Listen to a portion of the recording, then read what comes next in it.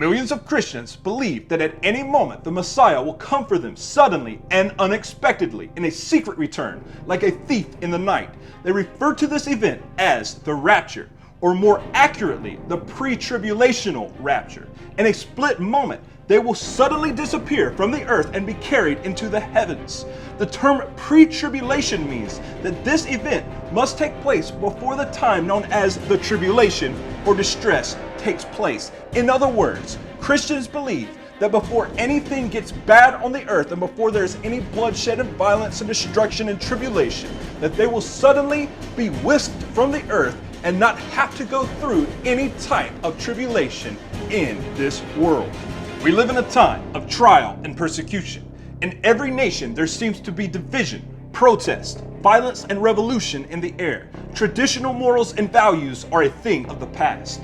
We hear talks of nuclear war, and we see the evidence before us that at any moment, World War III could begin. Our leaders have prepared us for globalism, often speaking of a new world order. We have before us the opportunity to forge for ourselves and for future generations a new world order, which would include a global government, religion, and economy.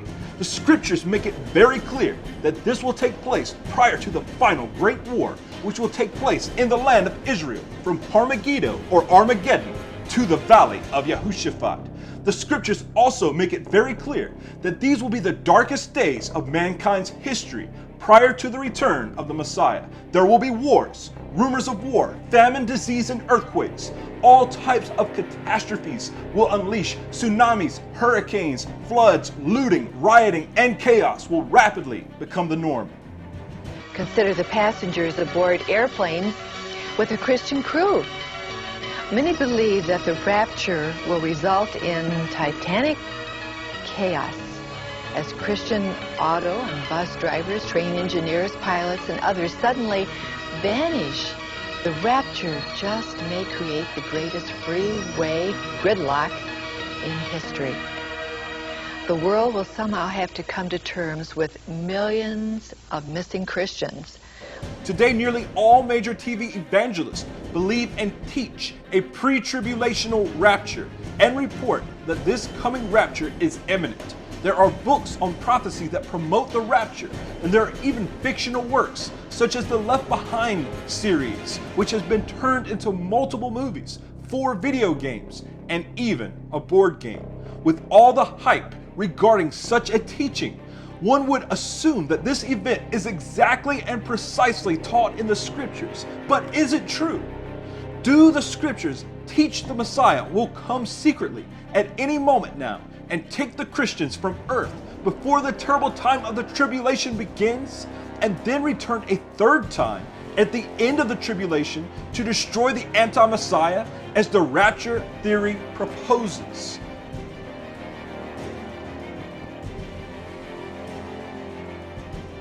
The scriptures make it very clear that the Messiah shall return. The prophets have told us that that day will be a dark and terrible day, known as the day of Yahuwah, the Almighty, the Elohim of Israel, the creator of heaven and earth. In that day, the sovereign Messiah, whose name is Yahushua, which means Yahuwah's salvation, shall appear in the heavens, and every eye shall see him. He shall come, and he shall overthrow the governments of this earth, and the kingdom of Yahuwah, Malkut Yahuwah, the kingdom of the heavens, shall reign on the earth. In that day that the Messiah appears in the heavens, we are told that the shofar, the great sounding trumpet, shall sound the teruah blast, the great alarm, and we shall hear the sound of the cry of the voice of the Son of Man.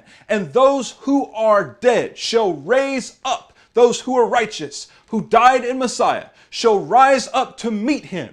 And those who are alive and remain in that day, after 2/3 of the earth's population has been purged, shall likewise go up and meet the Son of Man. In that day, those righteous people shall become the immortal beings made in the resurrected bodies fashioned after the sovereign Messiah, whose name is Yahushua. So this is a very critical time period in the scriptures, and it is the foundational belief that not only did Yahushua come the first time, and not only did he die and resurrect on the third day, but that he shall return. But we have to understand the events that must take place before his return. It may surprise you to learn that the term rapture does not appear in your English scriptures. If you search it out, you will find that not only does the term rapture not appear in your English scriptures, but the term is not Hebrew, Greek, or Aramaic in origin. Therefore, it does not appear in any of what are considered the original manuscripts of the scriptures. The Hebrew scriptures, the Aramaic scriptures, or the Greek scriptures do not contain such a word. But if you would want to find a phrase in the Latin Vulgate that referred to this English word rapture, you would find the term rapamir, which comes from rapturo, a Latin word which means to be snatched away or to be caught away. This is very important to understand because, again, you have to go into the Latin Vulgate. The Latin language is the official language of the Roman Catholic Church. You would have to go to the Roman Catholic Church's Latin Vulgate and study this out for yourself to find the term at all. You would not find this anywhere. So it is a bit strange that Protestants would use a term like rapture, which does not appear in their Hebrew or Greek scriptures. It is also important to understand that not only does the term not appear, but the term that does appear, if you go to the Latin Vulgate, appears in a specific context, and there's a reason why it appears in this context. It is found in the book of 1 Thessalonians chapter 4. In 1 Thessalonians chapter 4, we'll begin reading in verse 13. Now, brothers, we do not wish you to be ignorant concerning those who have fallen asleep, lest you be sad as others who have no expectation. For if we believe that Yahushua died and rose again, so also Elohim shall bring with him those who sleep, meaning those who are dead in Yahushua. For this we say to you by the word of the Master, that we, the living, who are left over at the coming of the Master, shall in no way go before those who are asleep. Because the Master himself shall come down from the heavens with a shout, and the voice of the chief Malach, the chief messenger, and with the trumpet of Elohim, and the dead in Messiah shall rise first. Then we, the living, who are left over, shall be caught away together with him in the clouds to meet the Master in the air. The term there, caught away, is what we will find in the Latin Vulgate, that is rapamir, which is where this term rapture originates. So here is the concept. But in the context, we see, then we the living who are left over shall be caught away together with him in the clouds to meet the Master in the air, and so shall we always be with the Master. So then encourage one another with these words. So therefore the context tells us everything that we should be looking for this event, which the Christians call the rapture. What we see here is we should be looking for, literally, an appearing of the Son of Man in the heavens. There should be an actual appearance. There should be the sound of the great shofar, the great trumpet, the teruah blast should be sounded. This is a sound that all will hear, for the very sound of it shall wake the dead. The sign of the so-called rapture should also follow in chronology the actual resurrection of the righteous. So therefore, this event, by definition, within the context of 1 Thessalonians chapter 4, you cannot find an event where this rapture takes place all of a sudden without any warning at all. But rather you see that it takes place suddenly, but there is a context to the entire event. And the context to the entire event is not only the return of the Messiah, but namely the resurrection, which is the key event here. Because the resurrection was the key event that proved Yahushua was the Messiah. He came forth as what is called the first fruits to present himself to the Father in the heavens, and he has been there for nearly 2,000 years. His return, His cry in that day will wake the dead from the earth. Therefore, it is an event that every eye shall see, every ear shall hear. It will not be a secret. It will be as a thief in the night, as we will read later in the scriptures, to snare those who are not watching, namely the wicked, who begin to believe that life will just continually take place as it did yesterday, and that they will continually be able to live in this system, in this world, and everything will just go on as normal, business as usual.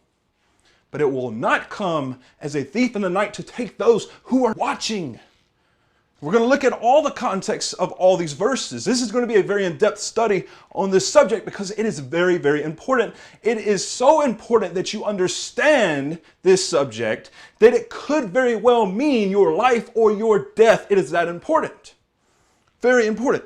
1 Corinthians chapter 15, we began reading in verse 51 for a very important passage concerning the so-called rapture. This will be one of the primary verses you will see other than 1 Thessalonians chapter 4 verse 3 and onward through verse 18.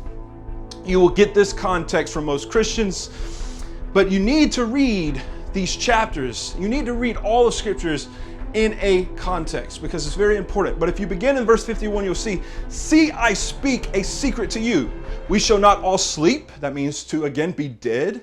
But we shall all be changed in a moment, in the twinkling of an eye, at the last trumpet. So there we see the trumpet is present yet again. However, this verse places emphasis on the fact that this major event will take place at the last trumpet, at the final trumpet. And in the book of Revelation, we will see as we study this event that there are 7 distinct trumpets that will sound from the messengers, the Malachim, in the heavens. And at the sounding of the 7th trumpet, we distinctly see in the book of Revelation that the announcement is made, now the kingdoms of this earth have become the kingdoms of our Elohim, who is Yahuwah, and of his Messiah, Yahushua. So this event, the resurrection that we are reading about, this transformation takes place at the final trumpet, not the first trumpet, just as it was in 1 Thessalonians chapter 4. We are not denying the scriptures that say that we will be caught up to meet the Messiah in the air, but rather we are counteracting the very notion that this takes place before the tribulation. We continue to read. It says, for the trumpet shall sound and the dead shall be raised incorruptible. It raises the dead. This is the sound. It is so loud. It is so amazing. It just speaks on so many levels that it wakes the dead in Messiah and they come up out of the ground. For the trumpet shall sound and the dead shall be raised incorruptible. And we shall be changed, for this corruptible has to put on incorruption, and this mortal has to put on immortality. Those who believe in the Messiah shall be as he is. They shall be turned into immortal beings. And when this corruptible has put on incorruption, and this mortal has put on immortality, then shall come to be the word that was been written. Death is swallowed up in overcoming. O death, where is your sting? O grave, where is your overcoming? Again, what is the message here? In 1 Corinthians chapter 15, verses 51 and onward, what is the teaching? The teaching is the resurrection of the dead. The resurrection of the dead. The entire reason that Paul is even addressing them is because of the resurrection. He begins saying again that we shall not all sleep. We shall not all be dead, but we shall all be changed in a moment, in the twinkling of an eye. So again, this whole idea of the rapture, most of the people, if you pay close attention to the teachings on this rapture, they never mention the resurrection, or if they do, they somehow disconnect the event to the rapture, or they will say there are multitudes of resurrections. But the book of Revelation records there are simply 2, and we will look at that verse later. But it's very important to understand these things because the context of the scriptures do not teach this event that we hear everyone talking about. And there's all this hype about this. So many people predicting dates. So many people Right now, they just, you go on the internet and you'll see so many Christians are saying the rapture can happen at any day now. It could just be any moment. I got a vision. I had a dream. This is my vision. This is my dream. And they'll relate it to you. They got thousands, some of them even millions of followers. And you put this in conjunction with the fact that almost every television evangelist promotes this concept. So just about every Christian you meet is going to believe in this if you live in the United States or another westernized country like Canada or, throughout Europe, But historically, this is not the belief of the original believers of Yahushua the Messiah. Okay, so this is the key teaching here. It says that it shall take place when? At the last trump, at the final trumpet. It says, for the trumpet shall sound, and the dead shall be raised incorruptible, and we shall be changed. All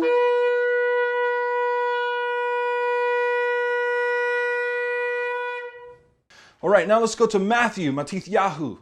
Matthew will read in the context a little later, but here we will just look at the key portion that is used to speak of this time that the Messiah will be revealed and that he will come. Okay? And again, if you look and pay careful attention to those who teach this theory, you will see that they seem to always disconnect this idea of Yahushua appearing in the heavens with this secret rapture. But then if you listen really carefully, a lot of times you'll see them get tripped up and they'll use these verses to try to explain it. And in fact, in the Scofield Bible, when you look at the Scofield Bible, we're going to talk about that even a little later, you'll see references to this rapture throughout it, and you will see key passages that Scofield believed referred to the rapture, and this is one of them. Matthew, Matithyahu chapter 24, begin in verse 29. It says, and immediately after the tribulation, in the King James Version. Okay, that term tribulation just means distress, technically, But in Christianity, this term has been known to mean a time period. Some Christians believe is 7 years, some believe 3.5 years, but nonetheless, a time of great persecution at the end before the Messiah returns. But they say that they will get out of here before the tribulation. But you know what I find amazing? Is these aren't the words of just anybody. These aren't the words of some commentary.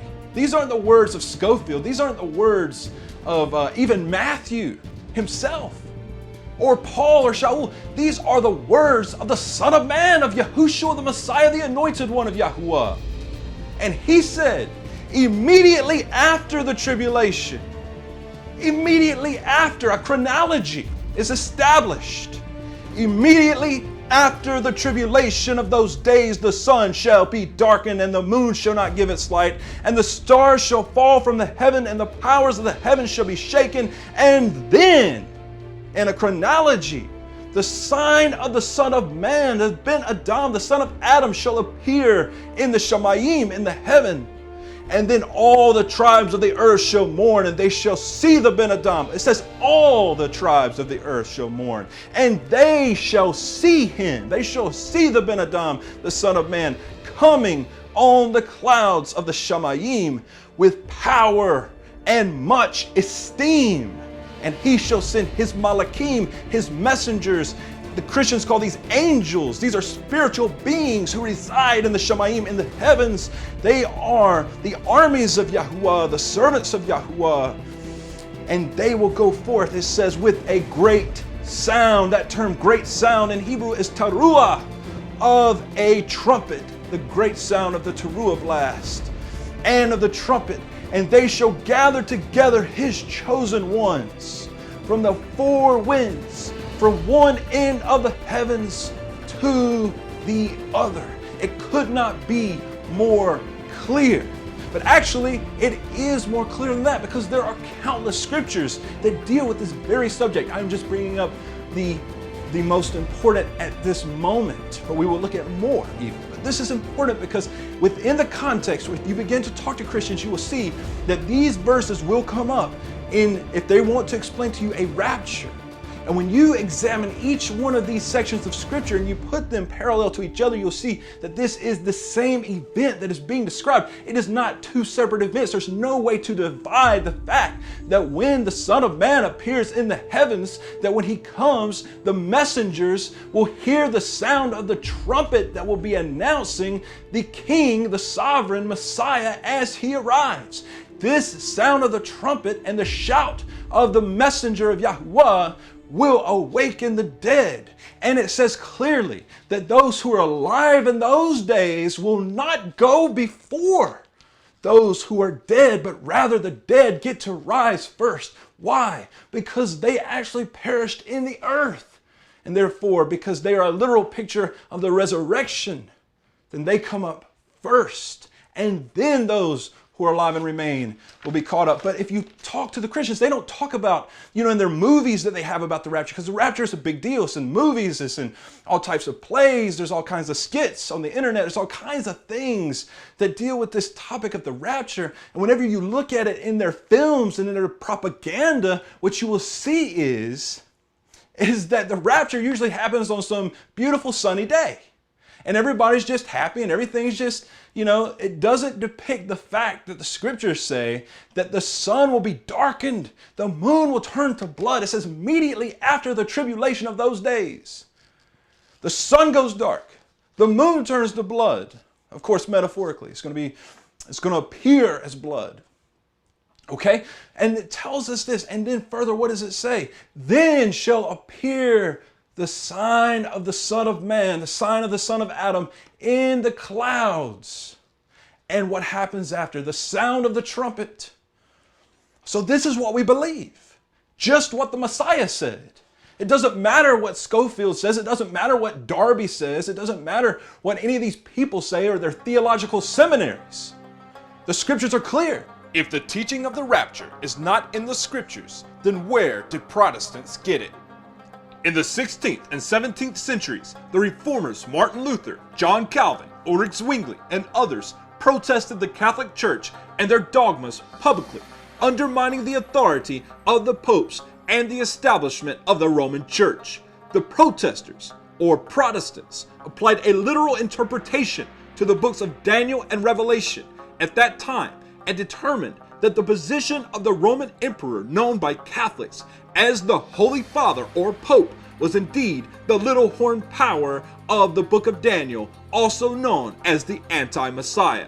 These men publicly condemned the Pope as anti-Messiah, and their movement grew in large numbers.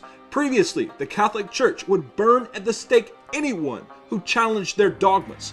William Tyndale, the first man to translate the scriptures in the English language, was sentenced to death by the Pope in 1536 to be burned at the stake for the heresy of translating the scriptures. Sabbath keepers and those who kept the Torah, the law of Yahuwah the Most High, were amongst those who burned in the flames of the Roman Catholic Church for the reason of the heresy of Judaizing, as they said. The support for the Reformation became so great that the Catholic Church was forced to attempt reconciliation with the Protestants at the Council of Trent in 1545. 3 Jesuit priests of the Catholic Church invented counter-Reformation teachings: Francisco Ribera, Luis de Alcazar, and Cardinal Bellarmine. Francisco Ribera developed a commentary on the book of Revelation and created the idea of futurism, which essentially states that all events in the book of Revelation take place a long time in the future and are limited to the final 7 years of history. Therefore, the Pope could not be the anti-Messiah. Jesuit Emmanuel Lacunza built on Ribera's teachings and wrote a book promoting the secret rapture.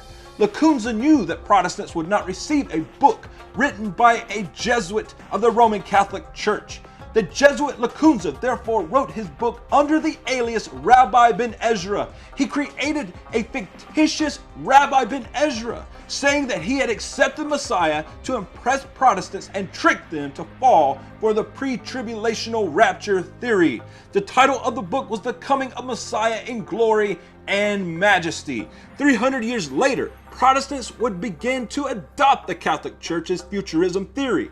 John Nelson Darby invented the theory of dispensationalism based on the teachings of Ribera, the Catholic Jesuit.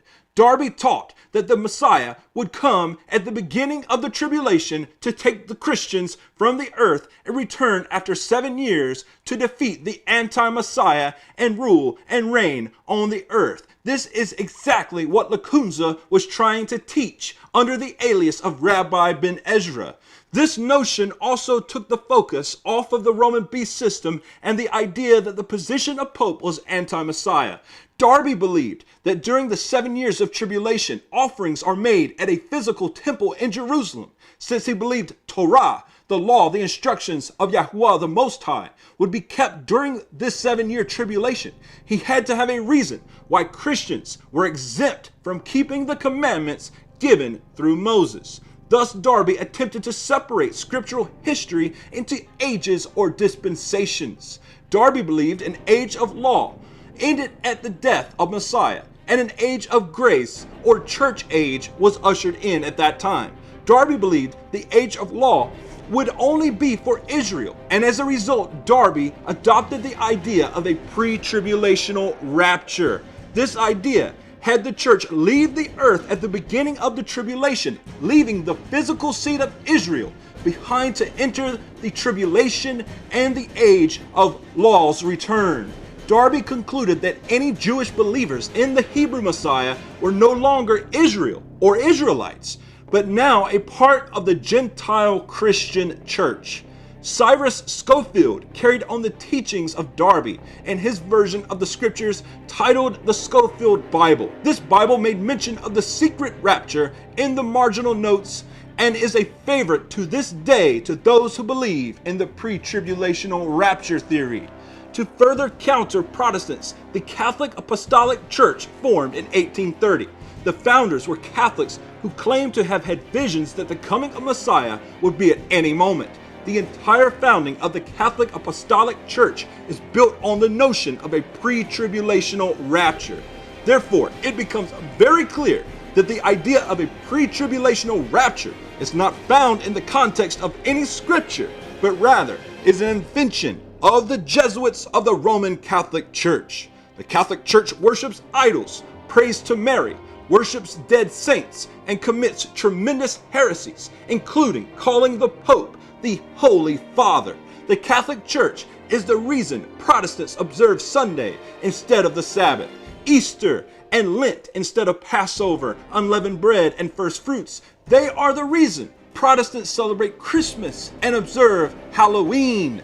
The Catholic Church is why Protestants believe in the false rapture theory. The scriptures that we previously examined set the stage very clearly. Immediately after the tribulation of those days, then the sun shall be darkened, and the moon will not give its light, and the power of the heavens shall be shaken. For at that moment, the appearance of the Son of Man, Yahushua HaMashiach, the Anointed One of Israel, shall appear in the heavens with power and great esteem, and with the armies of Yahuwah with him. At that moment, the final trumpet shall sound. Yes, the great shofar will sound the teruah blast, the great alarm, and the messenger will shout, and the dead in Messiah will hear the voice of the Son of Man, and they will break forth from their graves and be changed in a moment. In the twinkling of an eye, they will be changed into incorruptible beings, according to 1 Corinthians chapter 15. At the final trumpet, this takes place. After the dead are raised, then those who are alive and remain, who believe in Yahushua, who have the testimony of the Messiah of Israel, they will likewise be caught up in the air to meet the Master as he is coming to this earth. Because he is coming to wage war with the earth, to overthrow the earthly kingdoms and establish Malkut Yahuwah, the kingdom of Yahuwah, and he will rule and reign. This is very important and critical to understand. Now, one thing that has to be noted is that Christians arrogantly assume that if a pre-tribulational rapture were possible, which it is not, that they would somehow be amongst the chosen who would be caught up to meet the Master at any moment now. However, we need to read a sobering piece of scripture in Matthew chapter 7, starting in verse 21. Not everyone who says to me, Master, Master. Now this is Yahushua speaking. He is speaking very clearly. Not everyone who says to me, Master, Master, shall enter into the reign of the heavens, but he who is doing the desire of my Father who is in the heavens, who is Yahuwah, Elohim of Israel.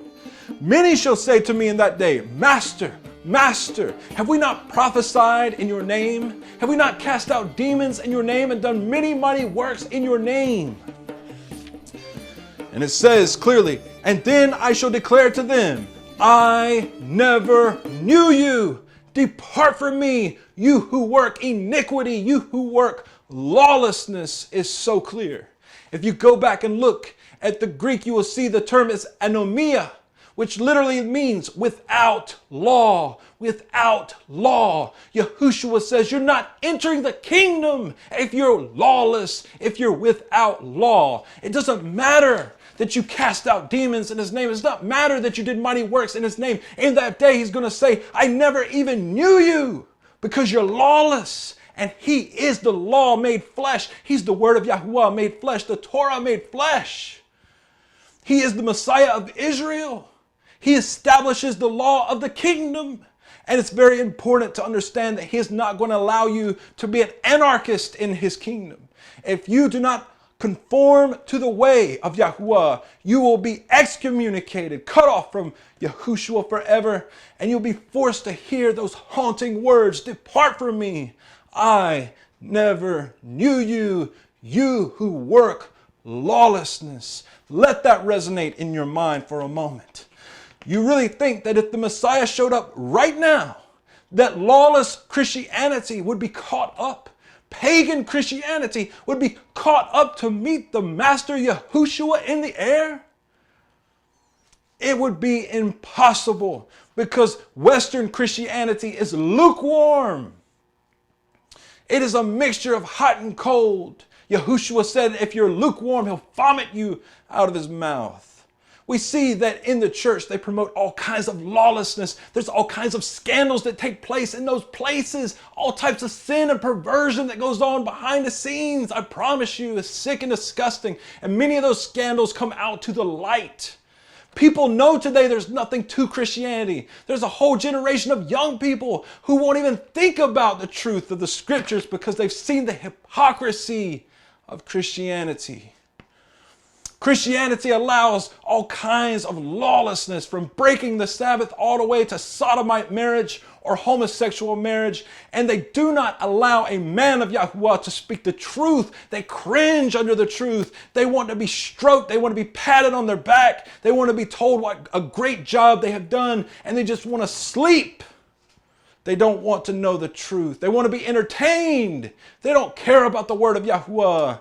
They are illiterate to the word of Yahuwah. They have no idea what the scriptures teach, but yet they think, what a great delusion they believe, that at any moment, if the Messiah came, that they in their lawless state will somehow be caught up to meet the Master, when he clearly says, not everybody who says to me in that day, Master, Master, will enter into this kingdom. Only those who do the desire of my Father. He says, if you say that you did works in my name, I'm going to say, I never knew you, you lawless one. Depart from me. 1 John chapter 3, verse 4 tells us what sin is, because Christians also have no concept of what sin is today.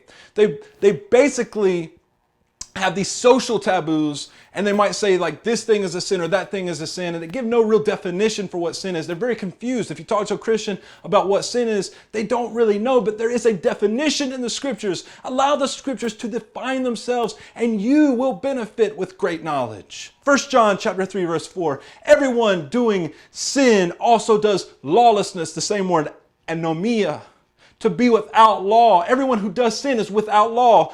Why? Because sin is lawlessness. Sin is without law. Sin is one who forsakes the covenant of Yahuwah, who breaks his commandments, turns his back on Yahuwah's commandments. Again, the Christian church, they allow abominations, pagan holidays. They eat all kinds of abominations. They promote abominations.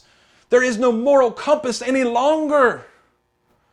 And it's offensive for you to hear this, but people who are hearing it know I'm telling the truth. The Christians don't stand for anything when it comes to this time that we live in and all the wickedness you see manifesting. They're allowing this stuff to take place. And a lot of them are actually taking part in it and wallowing in the sin openly before all. In 2 Thessalonians chapter 2, I'm not going to go there and read it, but I would like you to read the entire chapter. It tells us that the anti-Messiah is called the lawless one. The lawless one, the man of sin, the man of iniquity. And that he comes according to the working of Satan with all lying signs and wonders to those who did not believe the truth, but accepted the lie and delighted in lies. Do you delight in lies? Do you love lies? Then you're going to fall for the lawless one who's coming. It's going to be a great delusion. You see, Christians think at any moment that the Messiah is going to return, but instead what's really going to happen is they are going to be confused and confounded by these end time events, and they are going to fall for the anti-Messiah and for his deception. No doubt. Now, let's go to Matthew chapter 24. I'm going to start reading in verse 3. I would like for you to go and read all of Matthew chapter 24 and 25. Study it. Remember it. It's very important. And I'm going to begin reading in verse 3. And as he sat on the Mount of Olives, the taught ones, the disciples, came to him separately, saying, Say to us, when shall this be? And what is the sign of your coming and of the end of the age? And Yahushua answering said to them, Take heed. Notice he's speaking to his own disciples. He says, Take heed that no man lead you astray. For many shall come in my name, saying that I am the Messiah, and they shall lead many astray. Yahushua warns his own students who broke bread with him, who saw all the miracles he did. How much more is he warning you today, 1900 years after his resurrection?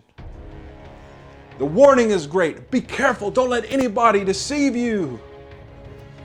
Verse 6, And you shall begin to hear of wars and rumors of wars. See that you are not troubled, for these have to take place. For nation shall rise against nation, and kingdom against kingdom. And there shall be scarcities of food, and deadly diseases, and earthquakes in places. And these are the beginning of sorrows or birth pains, literally. Now, the reason Yahushua says this is the beginning of birth pains is because a contraction, when a woman goes into labor, she begins to have contractions that are staggered apart, and they get closer and closer together. And before long, there's just one major contraction and the baby comes forth. That is what Yahushua is comparing this to. Yes, there have been rumors of war and famines and earthquakes, and they've been staggered throughout history, but now, towards the end of the age, it's just one major crashing sound of wars and rumors of war and famine and pestilence and disease, and you hear it all around you. These are the beginning, he says, of the birth pains. Listen to verse 9. Then they shall deliver you up to affliction and kill you. How many people are teaching this? How many Christians out there have heard this from the pulpit? It says clearly, then they shall deliver you up to affliction and kill you. And you shall be hated by all nations for my name's sake. Now, what is the name of the Messiah? His name is Yahushua. His name means Yahuwah, the Father, saves and redeems. Very important. When you begin to profess the true name of Yahuwah and Yahushua, you will see that all the nations of the earth will in fact hate you just for his name. Just for his name. Verse 10 says, And then many shall stumble, and they shall deliver up one another, and shall hate one another, and many false prophets shall rise and lead many astray. And because of the increase of lawlessness, again, lawlessness sets the stage for all these events. So when you preach a message that says we don't keep the commandments of Yahuwah, you are preaching an anti-Messiah message, a lawless message, and you are the reason that the love of people are growing cold in these last days. That's what it says. It says, and because of the increase in lawlessness, the love of many shall become cold. But he who shall have endured to the end shall be saved. He who endures to the end is saved. Now, again, remember the context here. We see that people are going to be afflicted. Those who believe in the true name, that they will be handed over and they will be martyred. They will be killed for the name's sake of Yahushua. But he who endures to the end will be saved. Where's the rapture here? Where's the rapture? It's not here. It's not going to happen because that's not what the scriptures teach. It's a delusion. It's a delusion. It's not in the scriptures. Now, I would like to read the whole context of this chapter because it's so crucial, but I do have to keep this message within a time constraint. So I'm going to pick up in verse 24. For false messiahs and false prophets shall arise, and they shall show great signs and wonders. Notice, they will show signs and wonders so as to lead astray, if possible, even the chosen ones. But it's not possible. It says, if possible. And then it says in verse 25, see, I have forewarned you. So if they say to you, look, he is in the desert, do not go out. Or look, he is in the secret chambers. Now that term in the Greek is tamion, which literally means like a closet. He's in a secret closet, a secret storehouse. What does it say? Do not believe. Now, why are these analogies used? Well, the term desert in Hebrew is bamidbar, means in the desert or in the wilderness. That's where Yahushua went when he fasted. That's where Yahuchanan, who is John the Immerser, he was in the wilderness proclaiming the way of Yahuwah. It signifies a secluded place, a secret type place. The idea of the secret chambers or the closet, that is not used because people really think that the anti-Messiah is going to be hanging out in a closet or in a storehouse, a secret chamber. What it's talking about is a secret area, a secret coming. It's talking about a coming that is not in the open for all to know, but it's a secret message. Listen to what it says clearly. It says, so if they say to you, look, he is in the desert, do not go out, or look, he is in the inner rooms or the secret chambers, do not believe. For as lightning comes from the east and shines to the west, so is the coming of the Ben Adam, the son of Adam. Now, in some Hebrew Matthew translations, you will see that this literally says, as the sun shines from the east to the west, which makes sense because the sun does rise in the east and sets in the west. But nonetheless, the message is that this will be an event you will not miss. It will be obvious. It will be seen. Nobody's going to have to tell you that it's going to be in secret. It's not going to be in secret. It's not going to be something you're not made aware of. It says, for as lightning comes from the east and shines to the west, so also shall the coming of the Son of Man be. For wherever the dead body is, there the buzzards will be gathered together. And immediately after the tribulation of those days, you got to remember this. This is Yahushua teaching. Immediately after the tribulation of those days, the sun shall be darkened, and the moon shall not give its light, and the stars shall fall from the heavens, and the power of the heavens shall be shaken. And then the sign of the Son of Man shall appear in the heavens, and then all the tribes of the earth shall mourn, and they shall see the Son of Man coming on the clouds of the heavens with power and much esteem. And he shall send his malachim, his messengers, with a great sound of a trumpet, the final trumpet, by the way.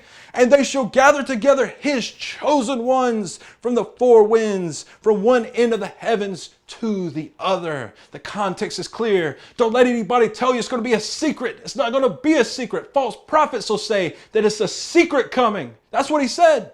He said they will say it's in secret. They will say he's in the desert. He's coming in secret. Don't believe it, because every eye will witness it. It will be an event unlike any in history when Yahushua HaMashiach splits the sky open and appears with the armies of the heavens to overthrow this earth and its order and to establish the kingdom of Yahuwah. It'll be something you will not miss. You will not miss it.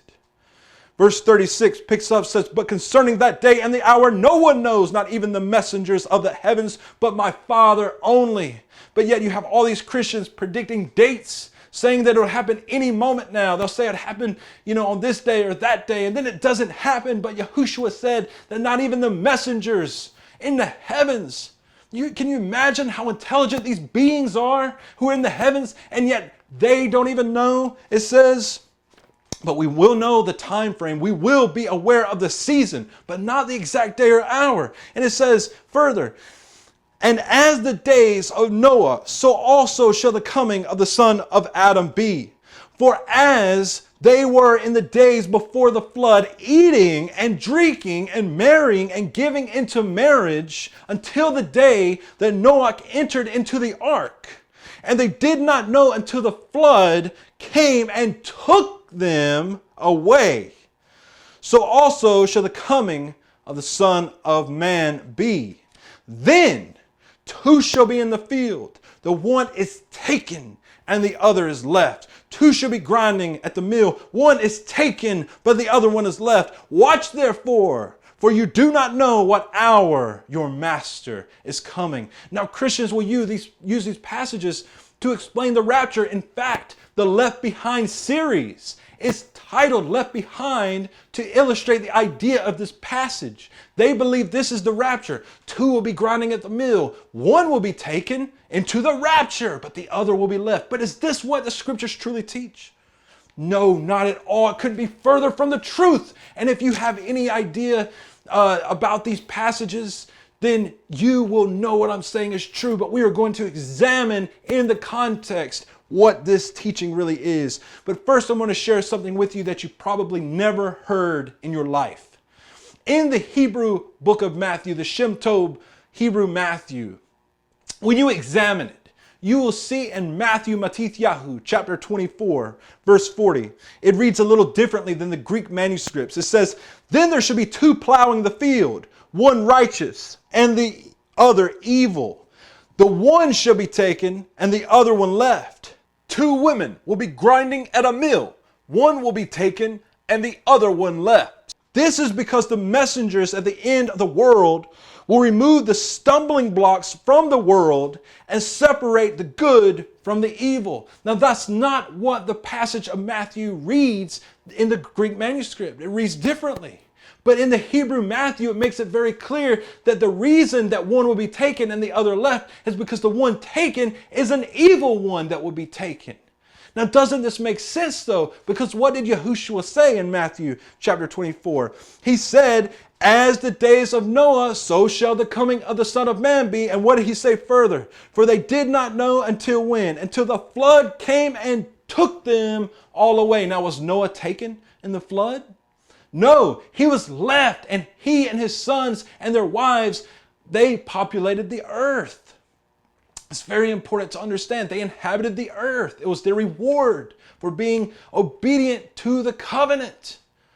So you cannot use this as a rapture verse. It's impossible. But further, if you don't believe the testimony of the Hebrew book of Matthew and what it says concerning this event, you at least believe the book of Luke in chapter 17. For it reads in verse 34, "I say to you, in that night there shall be two in one bed. The one shall be taken and the other will be left. Two shall be grinding together. The one will be taken and the other one left. Two shall be in the field. The one shall be taken and the other one left." And they answering and said to him, "Where, master?" See, we didn't get that in Matthew 24. "Where, master?" And he said to them, "Where the body is, there the eagles will be gathered together." That's what most versions say. That's what like the King James Version says. I challenge you. Go and look up that word body. Go and look up that word eagle. You're gonna see that the term body there is corpse. It's a corpse. The term eagle, it is literally a buzzard or a vulture. It's very clear. And this can be verified in the Greek, in the Aramaic, and in the Hebrew. All unanimously points to the fact that these are literally corpses that are being picked on by the buzzards. You don't want to be numbered amongst those who are taken. You much rather would want to be one of those in this passage who are left behind. Let me verify this further with some scripture, because I know there's people who've never heard this taught this way, but it's the truth of the scriptures. When you stop reading commentaries and you stop watching movies and you stop putting all that you think you know of the scriptures and invest it in man and their opinions, and you start reading the Word for yourself, the Word comes alive and you'll see the events play out very clearly. Revelation chapter 19 verse 11, and I saw the heaven opened, and there was a white horse, and he who sat on him was trustworthy and true, and in righteousness he judges and fights. And his eyes were as a flame of fire, and on his head were many crowns, having a name that has been written which no one perceived except himself, and having been dressed in a robe dipped in blood. And his name is called the Word of Yahuwah. And the armies in the heaven dressed in linen, fine linen, white and clean, followed him on white horses. And out of his mouth goes a sharp sword. With it he should smite the nations, and he shall shepherd them with a rod of iron. He treads the winepress of the fierceness of the wrath of El Shaddai. So this is talking about Yahushua's coming clearly. And on his robe and on his banner, he has a name written, Sovereign of Sovereign and Master of Masters. And I saw one of the messengers standing in the sun, and he cried with a loud voice, saying to all the birds that flew in mid-heaven, come and gather together for the supper of the great Elohim, to eat the flesh of sovereigns, and the flesh of commanders, and the flesh of strong ones, and the flesh of horses and those that sat on them, and the flesh of people, free, slave, and small and great. And I saw the beast and the sovereigns of the earth and their armies gathered together to fight against him. This takes place when the armies of the world come against Israel, and they go down to Har Megiddo, which is the mountain or the hill of Megiddo. And they war all the way to the valley of Yehoshaphat, which is also called the Kidron Valley, which surrounds Jerusalem. They will surround Jerusalem, and the sovereign Messiah will destroy them. The scriptures say that the blood in the valley of Yehoshaphat will go up to the bridle of the horse. It's very important to understand this critical moment in time. You don't want to be one of those who are taken to this war. This taken is talking about a draft that will take place where people will be taken to war against Israel, to war against Jerusalem. And you will know that if you study the scriptures in context. And again, stop using commentaries by these people. All right. Matthew, again, chapter 13, verse 24. Another parable he put before them, saying, the reign of the heavens has become like a man who sowed good seed in his field. But while men slept, his enemy came and sowed darnel amongst the wheat and went away. And when the blade sprouted and bore fruit, then the darnel also appeared. And the servants of the master of the house came and said to him, Master, did you not sow good seed in your field? From where then does this darnel come? And he said to them, an enemy has done this. And the servant said to him, do you wish then that we gather them up? Now notice what it says. But he said, no, lest while you gather up the darnel, you also uproot the wheat with them. Let both grow together until the harvest. And at the time of the harvest, I shall say to the reapers, first gather the darnel, which are the weeds, and bind them in bundles to burn them. But gather the wheat into my granary. So this parable is very clear. First, the weeds, the darnel, will be gathered. First, they will be gathered and destroyed. The wicked will be destroyed first. They will be gathered. They will be snatched away. They will be brought to their own destruction, while the wheat is left behind to be gathered by the reapers, who are the messengers who come at the end of the age to gather the elect into the kingdom of Yahuwah, which is the Son of Man's granary that he's giving this parable concerning. It's very important. The pattern is clear. First the wicked are destroyed, and then the righteous are gathered. That's the message. Proverbs chapter 2 reads, for the straight shall dwell in the earth, and the perfect be left in it. But the wrong shall be cut off from the earth, and the treacherous ones plucked out of it. You couldn't get any more clear. This false rapture that the Christians are talking about out of context is really a rapture for the wicked. That's what they're talking about. They don't even know, because they use these verses out of context. One will be taken, the other left. What is Yahushua saying again? Remember, you want to be taken to where the buzzards are going to gather on the corpses? No, you don't. You want to be left here with the righteous, it says clearly, for the straight shall dwell in the earth and the perfect be left in it. But the wrong will be cut off from the earth and the treacherous ones plucked out of it. Zephaniah chapter 2 verse 3, seek Yahuwah, all you meek ones of the earth, who have done his right ruling. Seek righteousness, seek meekness, if so it be that you are hidden in the day of the wrath of Yahuwah. So we can be hidden if we pursue meekness and righteousness. Matthew chapter 5 verse 5, Yahushua said in what's called the Beatitudes. Everybody knows this passage. Ashrei, or literally happy, are the meek, for they shall inherit the earth. Now, why would the passage say that if the meek are going to inherit the heavens and just stay in heaven forever and ever and ever and ever? It says that because that was never a message in the scriptures to begin with. The entire message has always been that this earth was made for man and that the kingdom of Yahuwah is coming here. He's going to establish his headquarters on this earth. His Messiah is returning. All things are about to be fulfilled. The restoration of all things are taking place. Yahushua again, he taught us how to pray. He said, our Father who is in the heavens, set apart is your name, your kingdom come, your will be done. Where? On this earth as it is in the heavens, the kingdom's coming here. Luke chapter 21 verse 36, watch you therefore, and pray always that you may be counted worthy to escape all these things that shall come to pass and stand before the Son of Man. So we are to pray that we can escape these matters. Revelation chapter 3 verse 10, because you have guarded my word, the word of my endurance, I shall guard you from the hour of trial which shall come upon all the world to try those who dwell on the earth. Now Christians will say that this is the rapture. It couldn't be further from the truth. When you look up the Greek word to keep here, it's terio. It literally means to keep, to attend to carefully, to take care of, to guard, to keep one in the state in which he is, to observe, to reserve, to undergo something.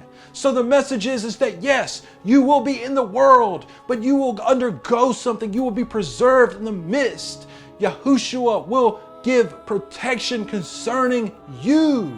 However, we have to see that this is not a rapture. Nowhere in the context of Scripture do we see a pre-tribulational rapture. You can't find one single verse, not one single verse that says that this rapture will take place before the resurrection or before the tribulation. You can't find it in the context of all of Scripture. It simply does not exist. And it has set people up for the greatest disappointment of all time, because they will fall for the lie. They will fall for the lawless one, which is coming. 2 Kepha chapter 3 verse 3, knowing this first, that mockers shall come in the last days, with mocking, walking according to their own lust, and saying, where is the promise of his coming?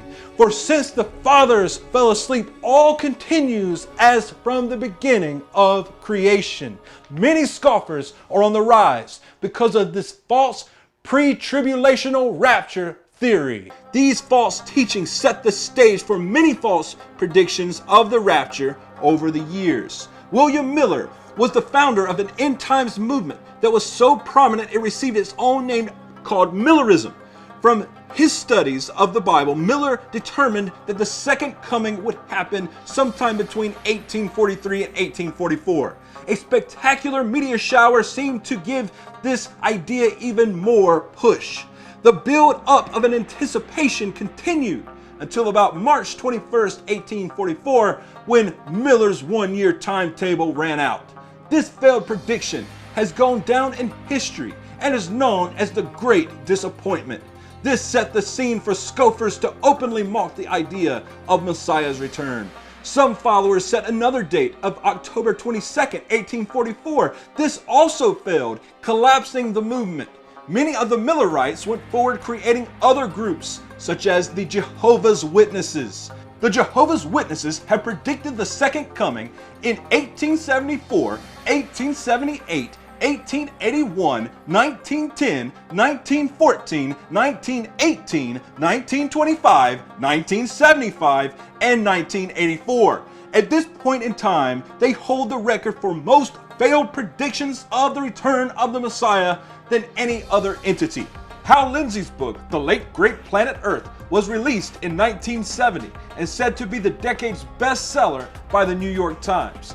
This book predicted that the Messiah's return would take place by 1988 and popularized the rapture theory by selling millions of copies. Despite this failed prediction, Lindsey has continued to write many additional books.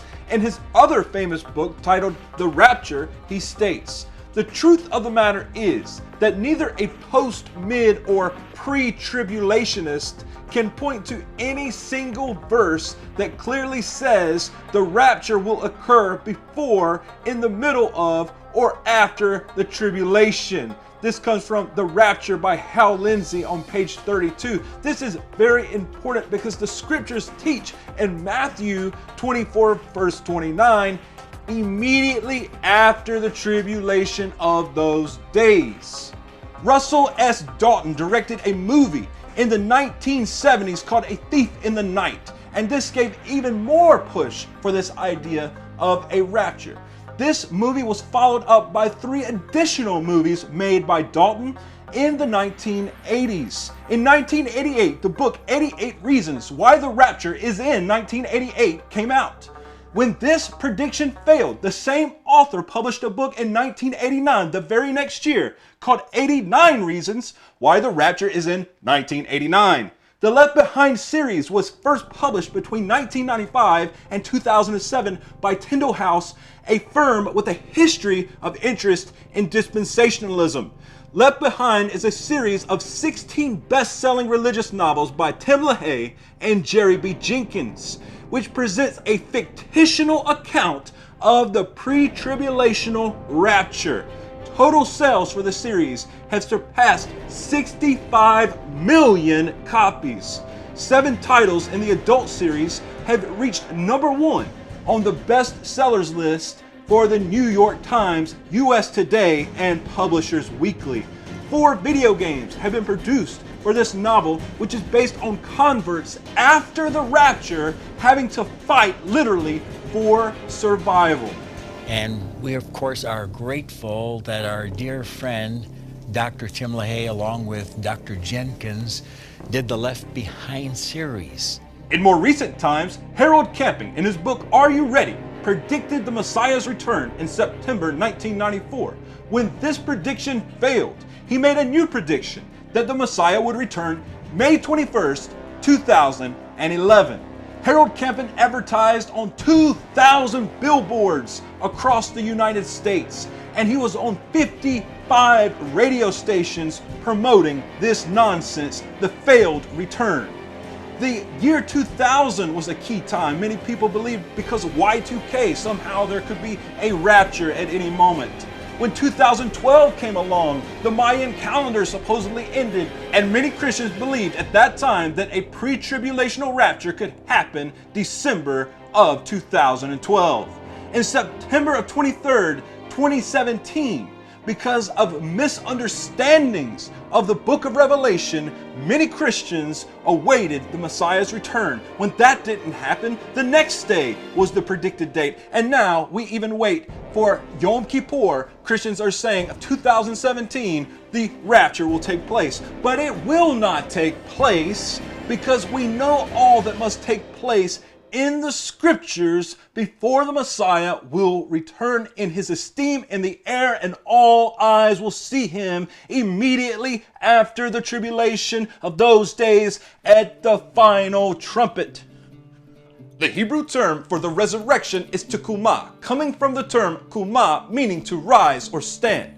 Therefore, the idea of the resurrection is the power to rise or stand. This is the second birth that Yahushua spoke of when he said, "You must be born again." You must literally come up from the earth, those who are dead, and you must be transformed to live again forever and ever by the power of the Spirit, Yahuwah, the Ruach HaKodesh. So this is essential in the scriptures.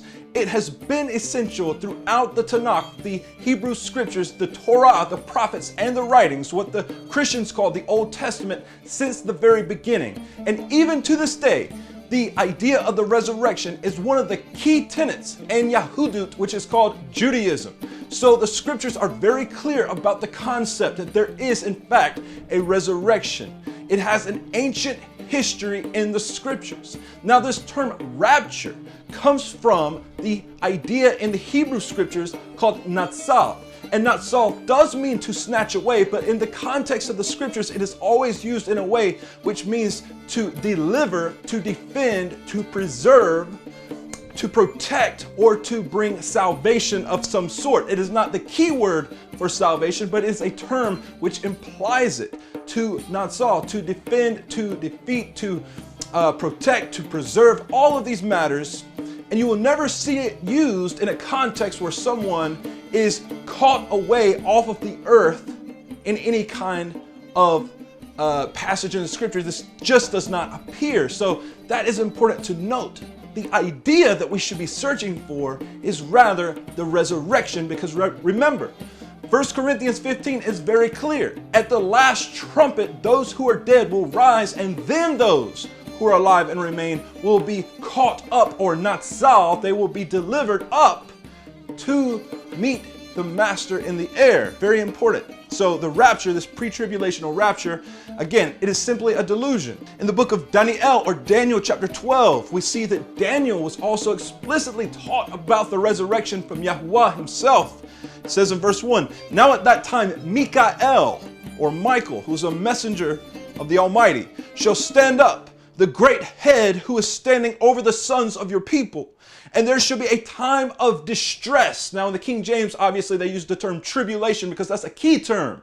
When a Christian sees the English word tribulation, they know this speaks of a time at the end. So here, yes, the term is distress, but that is what tribulation means, okay? So it'd be a time of tribulation, such as never was since there was a nation until that time. And at that time, your people shall be delivered. But that is not the term natsal. That is not the term saying they'll be snatched up off the earth.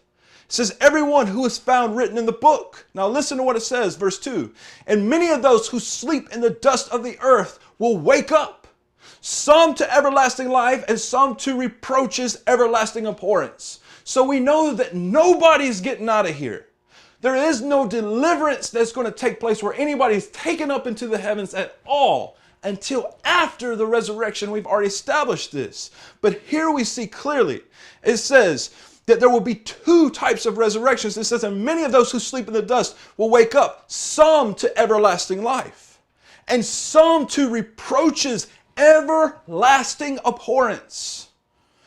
And those who have insight shall shine like the brightness of the expanse, and those who lead many to righteousness like the stars forever and ever. But you, Daniel, hide the words and seal the book until the time of the end. Many shall diligently search, and knowledge shall increase." And surely knowledge has increased. And the book of Daniel is unsealed, but we cannot talk about all that here in this particular teaching. But we can clearly understand the book of Daniel, the prophet, and the prophecies that were laid out in his book, and they are echoed in the book of Revelation. The book of Revelation is basically a summary of previous prophecies with a lot of additional information, obviously, from Yahushua, the Messiah, that he related to his student, his beloved student, Yahuchanan, who's called John. Now, that same chapter, chapter 12, when we get down to the final verse, verse 13, this is what is said to Daniel. "But you, go your way until the end, and rest, and arise to your lot at the end of days." What is he talking about here? He's obviously saying that Daniel's going to die. He's going to rest in the earth, and he is going to be awakened. He is going to experience hakutz, the awakening of the righteous that will take place. And yes, the form of kutz appears here in this passage where it refers to the awakening of the dead. Very important. So this is the key teaching. This has been the key teaching. So when Yahushua, the Messiah, comes on the scene and he teaches about the resurrection of the world to come, he's not bringing a new teaching that was not formerly understood by the Israelites. They knew this. They already understood the concept. Therefore, when Yahushua comes on the scene and he says, I am the resurrection and the life, none come to the Father unless they come through me, it's very clear what he's saying. It's not a mystery. He was the first to resurrect. He resurrected, but look at what happened to his body. It was crushed. What are the assemblies of Yahushua called? The body of Messiah. Listen to what Yahushua says concerning the resurrection. Yahuchanan chapter 5, John chapter 5, verse 28. Do not marvel at this, because the hour is coming in which those who are in the tombs shall hear his voice. Talking about Yahushua himself. He's talking about himself in the third person here. And he says, and shall come forth those who have done tov, those who have done great works, to the resurrection of life. And those who have practiced ra, evil matters, to a resurrection of judgment. So there's two types of resurrections that are clearly taught here, not just for the righteous. See, that's where many are even confused. Christianity's teachings are so confusing, and many teachings out there are so confusing that it's hard to even cut through all of their lies because people have so many preconceived notions. But when you teach straight from the scriptures, all of those notions begin to be cut away, and you see a simple truth. And the simple truth is that the resurrection is not just for the righteous. There's a righteous resurrection. There's also a wicked resurrection. Two types of resurrections are taught in the book of Daniel and also by Yahushua himself. Now, for a moment, also want to look at Shaul, who's called Paul. Now, most Christianity will base everything that they believe upon Paul himself. Originally, his name, again, is Shaul. It never says in the scriptures his name was changed. Many Christians believe that Yahushua changed his name, all these different things. Never says anything like that. I'm not even going to get into any of that. But the point is, this man that they call Paul, they establish all of their beliefs upon him alone, and they will omit things that Yahushua stated and rather reference Paul, but they do so out of context over and over and over again. They don't even understand who the man was. But if we look at Acts chapter 24, verse 5, we see that he was incarcerated and he was brought before Felix. And in verse 5, he was called by the Yahudim, the Jews who were accusing him, a ringleader of the sect of the Nazarene, or the Nazarenes, as it's usually translated. He was called a ringleader of a sect called the Nazarene, or the Nazarenes. And you've heard that term Nazarene. Those of you, if you don't even know Hebrew, you've heard that term Nazarene. The Hebrew term is Nazari or Nazarim in the plural. Yahushua, the Messiah, was called Yahushua HaNatzari. And most people think that is because he was raised up in this city called Nazareth or Nazareth. But that is not the reason that he's called that. That's only one small reason. The big reason is because the scriptures told us that from the stump of Yeshai, which is the father of David, the king, would come forth an offshoot. That term offshoot is Natsar. This is in Isaiah, Yeshayahu chapter 11, that a Natsar, an offshoot, will come forth and bear much fruit, and that he is going to be the ruler of all the world. Now this is Yahushua. He is the Natsar. The term Natsar also means a watchman, and referring to those watchmen who watched for signs, who watched over the walls of Israel, who would sound the shofar, sound the trumpets. It also implies those who watched over, or guardians of the book, namely HaTorah, the instructions, the law of the Most High, and all of the prophets. They were the guardians, the watchmen. So Yahushua is a watchman. That has to be understood because Shaul was identified as a ringleader. This Paul that the Christians talk about was identified as a Jewish ringleader in a Jewish sect. A sect called the Nazarene, the watchmen, the guardians, the offshoots. That has to be understood. Now, let's look in verse 14, what he says when he's allowed to speak during this time where he's brought before Felix. He says, and this I confess to you, that according to the way, Haderek, which is also a name that they use to describe the Nazarene. They call him the way, all right? But he says, and this I confess to you, that according to the way, which they call a sect, so I worship the Elohim of my fathers, believing all that has been written in the Torah. Listen to what he says. He didn't say, hey, I became a Christian overnight. He doesn't even use the term Christian. He doesn't use these terms or these ideas at all. What does he say? He defends what he's believed in the Torah and the law of Moses. It's not even really the law of Moses. It's actually the law of Yahuwah himself, who was given through the mediator Moses. This is what it says. Believing all that has been written in the Torah. So he is not anomia. He's not without law. He's not a lawless one. He's not one of those who are practicing lawlessness, like Yahushua said, those will depart from him on the day of judgment. But rather, he's one who establishes the Torah, establishes the covenant, and he says he believes all that has been written in the Torah and in the prophets, having an expectation in Elohim, which they themselves also wait for. For there is a resurrection of the dead, both of the righteous and of the unrighteous. Again, he establishes this concept. There is a resurrection for the righteous. There's also a resurrection for the unrighteous. 1 Thessalonians chapter 5, verse 1. Now, brothers, as to the times and the seasons, you do not need to be written to, for you yourselves know very well that the day of Yahuwah comes as a thief in the night. For when they say peace and safety, then suddenly destruction comes upon them as labor pains upon a pregnant woman, and they shall not escape.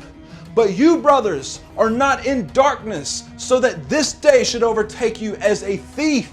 Notice what he says. Christianity, they always say, he comes as a thief in the night. He's coming as a thief in the night. But they always leave out this portion of scripture that states, you brothers, I don't need to write to you about the times and the seasons. Why?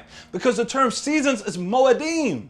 It literally means the appointed times, concerning the appointed times of Yahuwah, the feast dates and all these times.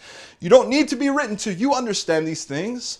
You know that the day of Yahuwah is coming as a thief, but because you know, stay watching, keep awake, and it will not overtake you as a thief in the night. So the idea here is you have to stay awake. To fall asleep is the idea of apostasy or heresy. You begin to fall asleep or fall away from the truth. But to stay awake means that you are sober-minded concerning the scriptures, even until the very end when the Messiah returns, and you are constantly doing his will until he returns in that day. And it is going to happen soon, but many things have to happen first. So it's very important. It says, but you brothers are not in darkness, so that that day should overtake you as a thief. Now, why are the appointed times important here? Because as I've said many times in this teaching, I don't have to go into all of them right now, that the times and the seasons are important to understand because of the idea of the blast on the shofar is a teruah blast. And the term teruah is linked directly to a feast called Yom Teruah, the Day of Trumpets. It is called idiomatically a day that no man knows the day or the hour. So when Yahushua refers to this time period, he's saying the whole time that you'll know the season. He says, use the fig tree as an example. When you see all these things I've spoken about, just like you see when the fig tree sticks out its tender shoot, you know the summer's near. When you see all these things I'm talking about happen, you know that the time is near. You'll know the season.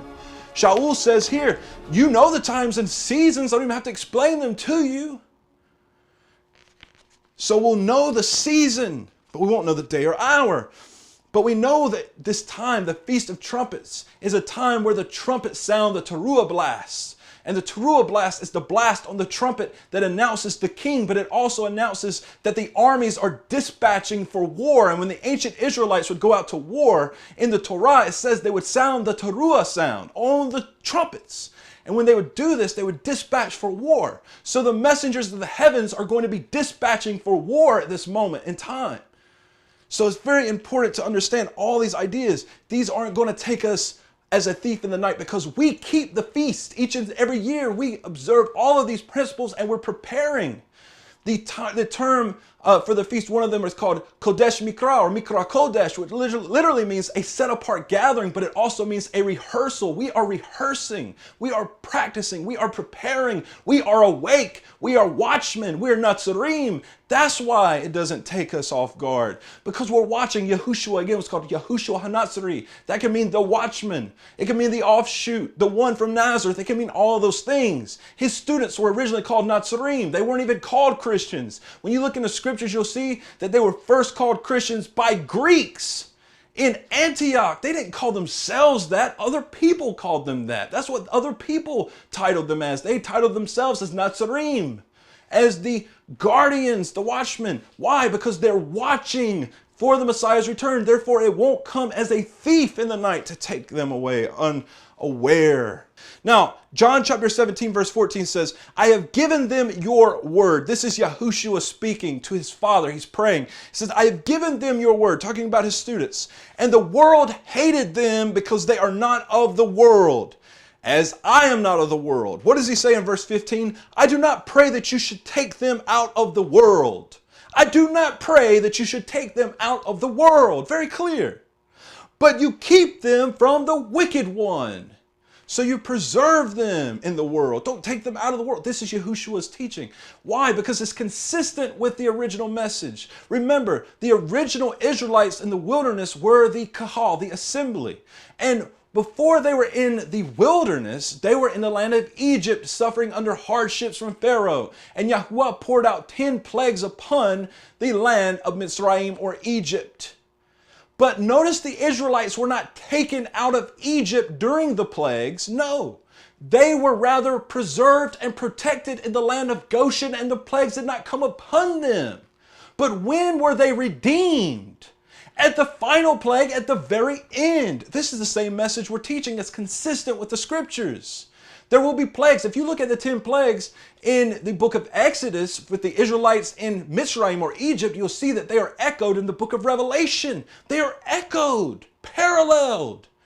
Therefore, the idea that you are going to be removed when the Israelites weren't is ridiculous. Rather, you will be preserved in the midst, some of us. But many of us will also lay down our lives for the testimony of Yahushua, as the scriptures say, because we're going to go through this tribulation, because Yahushua said, I pray to you, Father, that you don't take them out of the world. 1 Thessalonians chapter 3, verse 4. For indeed, we did inform you beforehand, when we were with you, that you would suffer, and the King James Version uses the term tribulation. So it says, we have warned you beforehand that you would suffer tribulation. And so it came to be, as you know. 1 Thessalonians chapter 5, verse 9, because Elohim, Yahuwah, did not appoint us to wrath, but to obtain deliverance through our Master Yahushua Messiah. And the Christians will quote this passage. And they'll say, we won't go through tribulation, even though we just read several verses that say you're going to go through tribulation. You go through the tribulation to even enter into the reign of Elohim, according to Thessalonians. But they'll say, no, you don't. We're not appointed to wrath. You see this verse? We're not appointed to wrath. And they're right.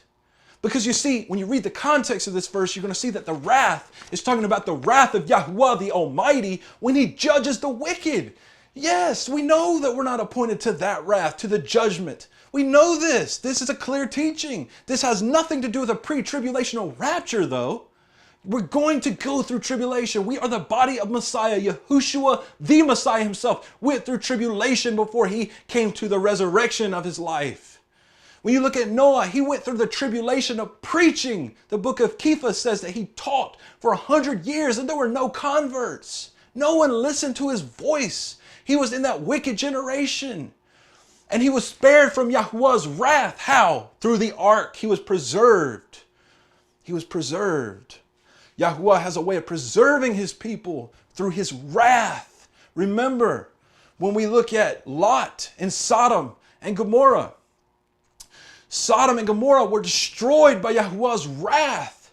But he redeemed Lot. Did he take Lot out of the world? No, but just to a nearby city. So it's ridiculous. These concepts are ridiculous. It's not in the scriptures. These aren't in the scripture. You're setting yourself up for failure and for disappointment if you put your trust in this. I know the idea of tribulation is scary. I know these things that the scriptures talk about. It sounds scary, dark and terrible times, wars, rumors of war, the anti-Messiah, the mark of the beast, all these things. I know you want to not have to go through these things. You don't want your children to go through these things, but you can't lie to yourself. You can't continue lying to yourself, but Christians lie to themselves and lie to their children about things like Santa Claus and Easter Bunny, so I guess this is just part of it. But if you're not one of those, and you're serious about this thing, I'm talking to you. Wake up, it's time to wake up. There's no rapture, no pre-tribulational rapture.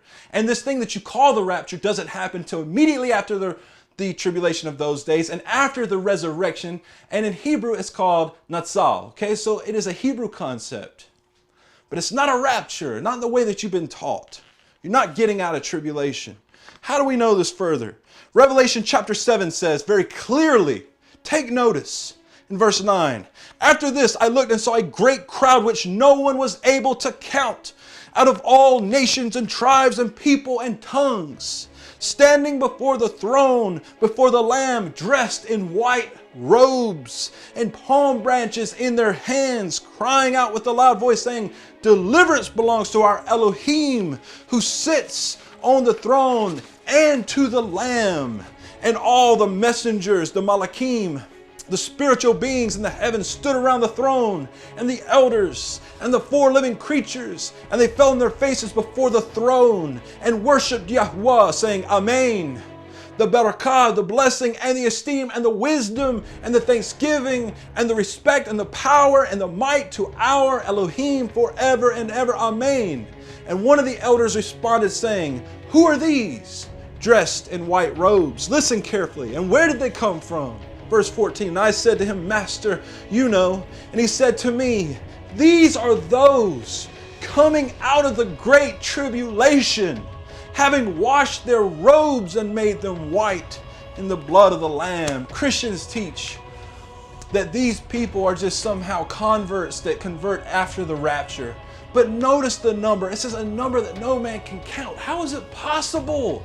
They say that before, when all this happens, that not only are the Christians removed, but the Ruach HaKodesh, what they call the Holy Spirit, will also be removed. It is not possible for a man to even convert without the Ruach HaKodesh to set apart wind and breath. But because they teach these weird teachings about how you're first saved, and then you're filled with the Spirit, and then you're sanctified, all these different things, instead of seeing it as all one unified return or repentance, which in Hebrew is teshuvah, they put layers to it. So they think that there are Christians who are saved but are just not filled with the Spirit. But the scriptures teach that you can't even be quote unquote saved unless the Ruach of Yahuwah, the Spirit and breath of Yahuwah, the Almighty, draws you to the truth. So if the Spirit is removed from the earth, nobody's going to get saved. But this text clearly tells us that it says, these are those who came out from the great tribulation. Listen, having washed their robes and made them white in the blood of the Lamb. These are martyrs of Yahushua HaMashiach. You have to understand, this is very important. When you put together all the numbers of the people who call themselves Nazarene and believers of Yahushua, the Messiah, all over the world, you will find that in every 6 minutes, at least one martyrdom takes place. Within the past year, there has been about 100,000 martyrs, most of them in the Middle East. And in the Middle East, they call themselves Nazarene or Nazariah. They don't call themselves Christians like, people in the West do. And they also use a lot of the original names. But they don't have the whole truth and all these different things, but they're laying down their lives because they love Yahushua. They love the idea of his kingdom. They're willing to lay down their lives, what they think they know about him. They're willing to lay it down for his testimony. Do they teach a rapture? Do they believe in the rapture? Do they get whisked out of way at any moment? No. And how are they dying? They're losing their heads and being burned. They're going through all types of violence and enduring for their belief. Within the past year, 100,000 martyrs, 100,000. It means in the last decade, can you even fathom? That within the last decade, about 1 million people who profess the Messiah have died, and the numbers are increasing at rapid rates. And this is one of the times of the greatest tribulation and the greatest martyrdom on planet Earth. And yet Christians in the West are still teaching peace and safety, and no, it's not going to come near you. It's not going to happen to you. You're going to get whisked out of here. It's a dangerous message. That's the reason I said at the very beginning of this presentation that what you believe about this might mean your life or death, because not only would those who believe this rapture is going to happen, not only will they fall for the anti-Messiah thinking that they missed the rapture and fall for the lawless one who teaches lawlessness, not only will that all that happen, but also those who are sincere in their beliefs, who won't go that route, who actually will try to do the right thing to the end, they will have been let down and disappointed in a way that cannot be explained, because they would have thought this whole time that they would never go through tribulation, but then they're going to see it and it's going to consume them. And they're not even going to be prepared or ready, because they teach that if you prepare or you get ready or you make any type of preparations whatsoever, then you just don't have faith. So it's a lose-lose situation. They're going to get swept away, most of them. It's a sad, sad, sad thing. It's really sad. You go to Revelation chapter 11, verse 15, and listen carefully to what it says here. And the seventh messenger sounded, and there came to be loud voices in the Shamayim, the heavens, saying, the reign of this world has become the reign of our master. Now look, this is the last trumpet, the seventh trumpet. The reign of this world has become the reign of our master. It's over. This is the end. Yahushua is now reigning.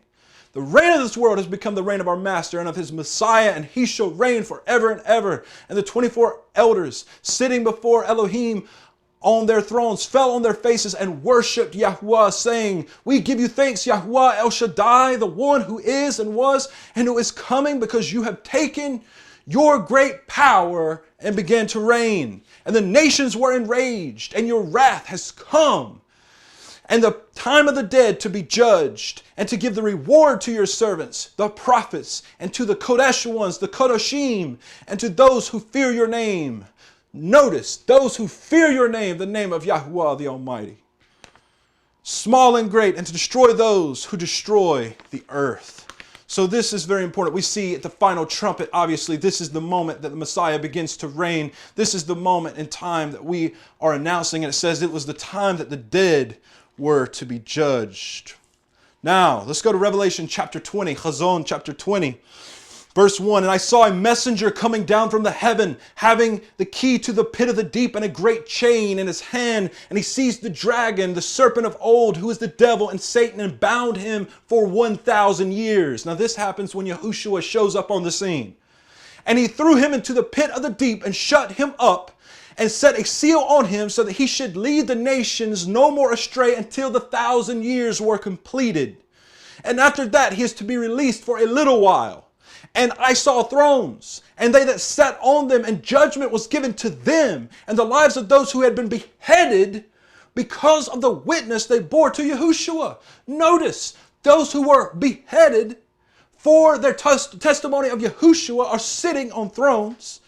And it says, and because of the word of Elohim, and who did not worship the beast, nor receive his image, nor receive his mark upon their foreheads or upon their hands, and they lived and reigned with Messiah for 1,000 years. Now listen what it says. And the rest of the dead did not come up until after the 1,000 years were ended. This is the first resurrection. So clearly, those who were beheaded, who rejected the beast, that means the beast had made himself known on the earth while they were still there. They rejected the beast. They rejected his mark. They reject all worship of the beast. They were beheaded for Yahushua, is what it clearly says. And it says that they made it in the first resurrection. How is that physically possible? If the tribulation begins with the first trumpet snatching away all believers, and the resurrection happens then, before the 7-year tribulation or 3.5-year tribulation, however Christianity looks at it. We're not even going to get into all that right now because this teaching is already too lengthy. But the point is, how is it mathematically possible? How is it possible physically? If the resurrection happens first, that these martyrs who reject the beast and reject the mark of the beast and reject the anti-Messiah, how is it that they make it in the first resurrection? The only way this is possible is if the resurrection and the catching away takes place at the end of the tribulation. That gives them enough time to reject the beast, to reject the mark of the beast, and to lose their lives as martyrs. And that's the only way. Otherwise, you have a rapture and a resurrection happening. You have 7 years of tribulation where the martyrs will be beheaded and reject the idea of the mark of the beast. And then you have no other chance for them to be resurrected at all until after 1,000 years. Because remember, there's only 2 resurrections. There's only 2. There's not 3, there's not 4. I mean, there are Christian teachers who say, well, there's 3, there's 4, there's, if you understand the feasts, if you understand the feast and the harvest, you'll understand there's multiple harvests and there's multiple. No, that's not true. We keep the feasts. And nowhere in the feast is there a pre-tribulational rapture. And then they'll say, well, if you understand a Jewish Hebrew wedding, then you'll understand the rapture is somehow mystically embedded in the concept of the Hebrew wedding. Well, I've participated in a number of Hebrew weddings. I've seen a number of Hebrew weddings. I've even led a Hebrew wedding, and I have never seen the concept of a rapture theory in the Hebrew wedding. It does not exist. It's a myth. What does it say? What does it say again? Notice. It says, and they lived and reigned with Messiah for 1,000 years. That's at the end of verse 4. Verse 5, and the rest of the dead did not come up to life until the 1,000 years were ended. This is the first resurrection.